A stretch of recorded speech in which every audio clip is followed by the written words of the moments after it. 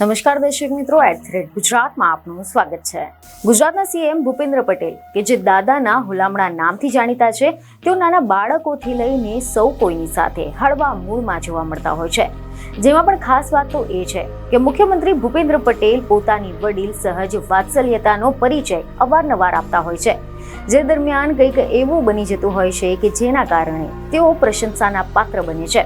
અને હાલમાં ફરી એકવાર આવો જ એક વિડીયો સોશિયલ મીડિયા પર ખૂબ જ વાયરલ થઈ રહ્યો છે, જેમાં એક નાનકડી બાળકીએ ગુજરાતના મુખ્યમંત્રીને પૂછેલા એક સવાલે સૌ કોઈનું દિલ જીતી લીધું છે, જેની સામે ભૂપેન્દ્ર દાદાએ પણ જે જવાબ આપ્યો છે તેને પણ લોકોનું દિલ જીતી લીધું છે।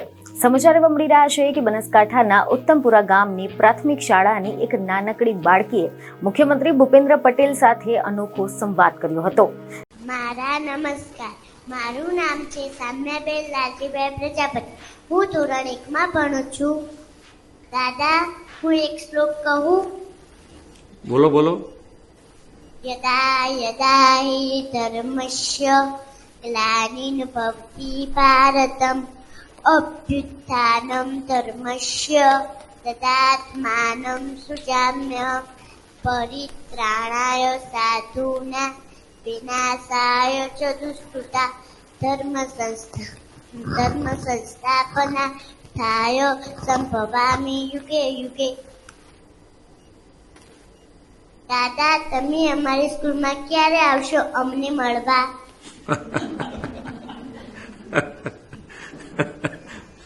આવીશું, અમે ત્યાં આવીશું એટલે હા। સંવેદનશીલ મુખ્યમંત્રી તરીકેની છાપ ધરાવતા ભૂપેન્દ્ર પટેલને બાળકીએ પોતાની કાલી ગયેલી ભાષામાં દાદા, તમે અમારી સ્કૂલમાં ક્યારે આવશો અમને મળવા તેવો પ્રશ્ન કર્યો હતો। ત્યારે બાળકીના સંવાદે સૌ કોઈનું દિલ જીતી લીધું છે। આ બાળકીનું નામ સાનિયા પ્રજાપતિ છે અને તે ધોરણ 1 માં અભ્યાસ કરે છે।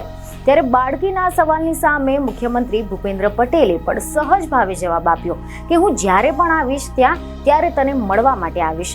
મુખ્યમંત્રી ભૂપેન્દ્ર પટેલની આ સાહજિકતાથી રાજ્યભરના એસએમસીના સભ્યો પણ આનંદિત થઈ ગયા હતા। જોકે મુખ્યમંત્રીએ આ બાળકીનો વિડીયો સોશિયલ મીડિયા પર પણ પોસ્ટ કર્યો છે, જેમાં તમને લખ્યું છે કે આજે રાજ્યની શાળા વ્યવસ્થાપન સમિતિઓના સભ્યોની સાથે વાર્તાલાપ દરમિયાન બનાસકાંઠા જિલ્લાના દાંતીવાડા તાલુકાની ઉત્તમપુરા પ્રાથમિક શાળામાં પહેલા ધોરણમાં ભણતી દીકરી શામ્યાએ ગીતાજીના શ્લોક સુંદર રીતે ગાઈને બતાવ્યા। દીકરીના મુખે આ શ્લોક સાંભળીને ખૂબ જ હર્ષની લાગણી અનુભવું છું। તમને વધુમાં કહ્યું કે આપણે નવી પેઢીએ એ રીતે તૈયાર કરવાની છે કે જે આધુનિક શિક્ષણ તો મેળવે જ, પરંતુ એની સાથે સાથે આપણી વિરાસતને, આપણી સંસ્કૃતિ, આપણા સંસ્કારોને, ઉચ્ચ માનવીય મૂલ્યોને પણ જાળવી રાખે। આમાં શિક્ષકો અને વાલીઓની ભૂમિકા ખૂબ જ મહત્વની છે।